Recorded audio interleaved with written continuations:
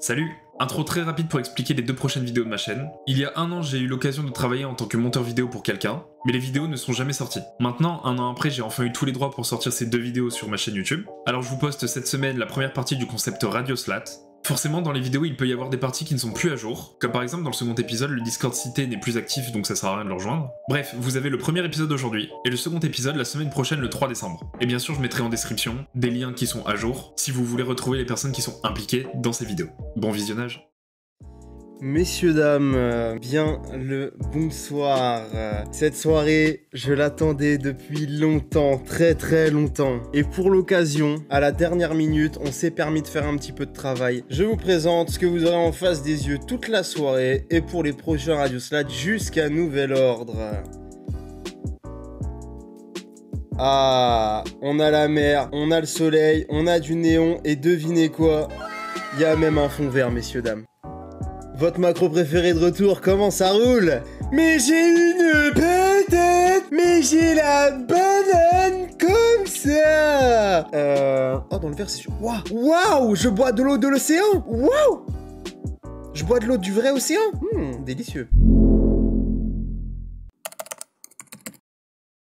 Oui, alors le concept c'est radio, libre antenne, les gens viennent raconter des anecdotes, on vous écoute, on vous accueille, on réagit et ça fait plaisir. Alors, les thèmes, alors à la base j'étais censé sélectionner des thèmes, mais je trouvais ça plus intéressant de marcher au feeling des gens. Moi j'avais pensé lancer les hostilités sur les anecdotes un petit peu, sur les histoires, sur les relations sociales, amicales, amoureuses et tout. Je pense que ça peut être super intéressant et tout le monde en a, donc, et je pense qu'on est tous friands de ce genre d'histoire aussi, tu vois. Si t'as envie de raconter une histoire, si t'as envie de raconter ton histoire et que c'est pas vraiment dans le thème, là genre pour le début je pense qu'on peut se permettre de faire juste un live anecdote entre guillemets, tu vois. Menace-nous avec ton nerf. Je vois qu'il y en a qui sont pas follow à la chaîne encore là. Messieurs, dames, s'il y a pas un follow qui part maintenant, je fais tout sauter. Je fais tout sauter.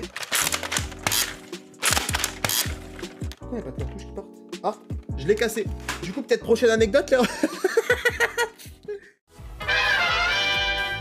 On a Améthyste qui est avec nous. Améthyste, bonsoir. Qu'est-ce que tu vas nous raconter, Améthyste? Je te laisse le micro. Ok, alors du coup je travaille chez Action. Il faut savoir qu'on est dans le magasin de 6h à 8h, mais qu'on ouvre qu'à 8h30 parce qu'entre temps on fait de la mise en rayon, on nettoie et tout ça. On voit un mec dans un camion blanc trop chelou faire des tours du magasin. Il est allé derrière sonner à la porte. On n'a pas ouvert parce que normalement quand il y a le livreur il appelle à l'avance et quand il y a des travaux pareil ils sont prévenus. Donc sachant que en plus on était une équipe que de meufs, personne n'a ouvert. Le magasin ouvre à 8h30. On voit le mec rentrer, déjà un gros mec, mais vraiment un bon gros mec, tu vois. Genre pas carré, vraiment gros. Un frigo américain quoi. Avec une canne, un bob, des lunettes de soleil. Le mec vient vers nous, déjà il puait la vinasse, mais vraiment il puait la mort. En plus mélangé à la sueur, tu vois, t'es là en mode... Oh pardon, j'ai oublié. Ouais. Oui, pardon, Améthyste, des gags réflexes. Merci de dévoiler mon secret. Je suis désolé. Pardon. Bref, ok, donc ce mec qui arrive, voilà, il pue la vinasse. Voilà, okay. Il vient vers moi. Bonsoir, tu vois, un truc comme ça en mode... Alors monsieur, vous me faites très peur, vous êtes très grand, très large, vous faites 1 mètre cube par 1 mètre cube, je fais 1m57, tu me fais peur. Il me fait, est-ce que vous avez des toilettes? On n'a pas le droit d'ouvrir nos toilettes à nous, mis à part si c'est une femme enceinte, un enfant ou quelqu'un qui a des problèmes de santé. Je lui dis, je suis désolée, non, on n'a pas de toilettes, mais si vous voulez, à côté, il y a Lidl ou Intermarché, ils ont des toilettes. Il me regarde, il me dit non. C'est là en mode, comment ça, non? Attends quoi? Il me dit non, je veux des toilettes. Je lui dis mais monsieur, on n'a pas de toilettes. Je suis désolée, je peux pas vous aider là. Il me dit ok, tu m'appelles ton chef. Je dis ok, vas-y, je vais pas chercher la merde, j'appelle ma chef. Elle lui dit exactement la même chose. Et là, on voit pas le mec, il commence à déboutonner son pantalon. On se regarde, on me dit par contre, vous faites quoi monsieur? Il me dit vous voulez pas m'ouvrir le magasin, je vais chier là au milieu. Et on se regarde, on était là en mode non, il va pas faire ça. La vérité, il va pas faire ça. Non, c'est un sketch, vraiment, ça se passe que dans les films. Le mec, il baisse tout. Je vois son gag là, son jeu. Ah, envie de vomir. Le mec s'assoit. Et ma chef, elle lui dit non, mais monsieur, il y a des toilettes, vous sortez. Il y a des clients qui vont arriver, vous remontez votre pantalon. Il dit non. Et on était là en mode si, en fait, vous allez sortir, on va appeler la police.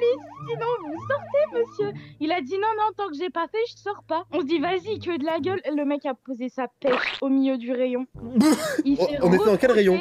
Dans le rayon soin, donc là où t'as le parfum, le maquillage, le déo, tout ça. Le mec s'est refroqué. Il nous a regardé. Ma chef lui a dit non mais monsieur vous allez ramasser.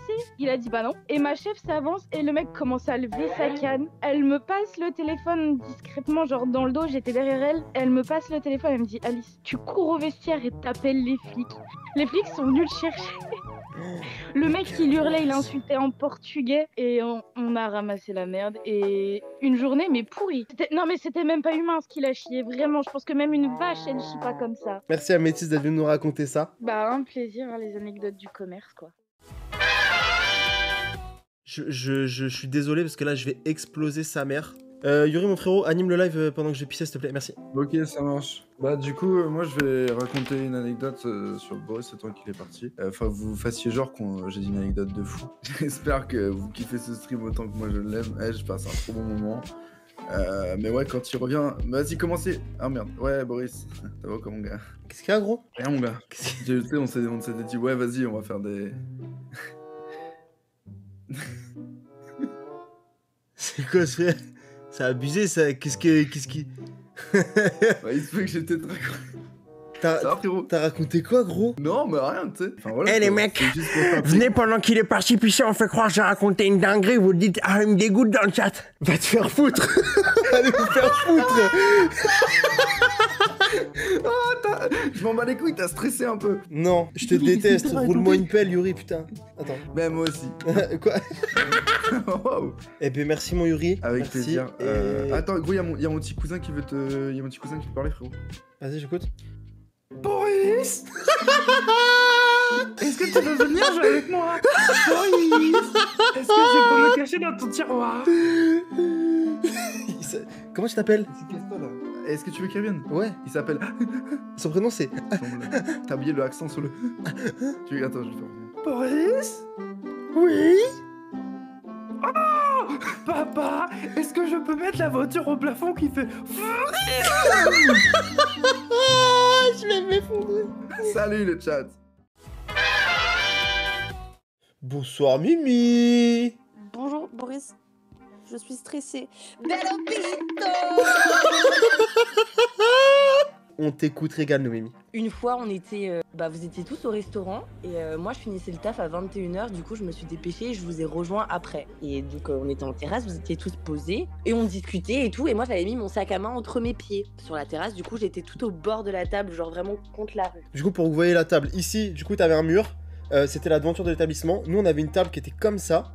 Là, tout ici, c'était la rue, et Mimi était vraiment genre dos à la rue. Et du coup, bref, on était en train de manger, on parlait, on buvait, voilà, un bon groupe de vivants, quoi. Là, d'un coup, il y a un mec qui s'approche, qui vient nous voir, et qui nous demande si on a un feu. Et moi, gentil que je suis, je lui passe un feu.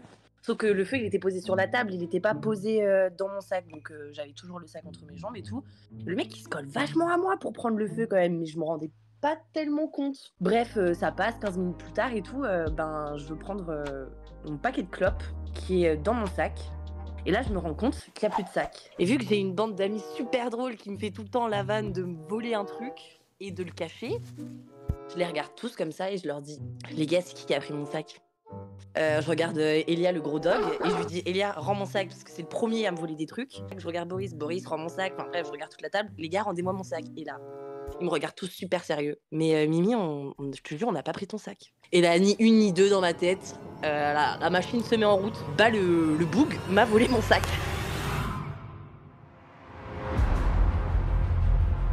Bello Pito.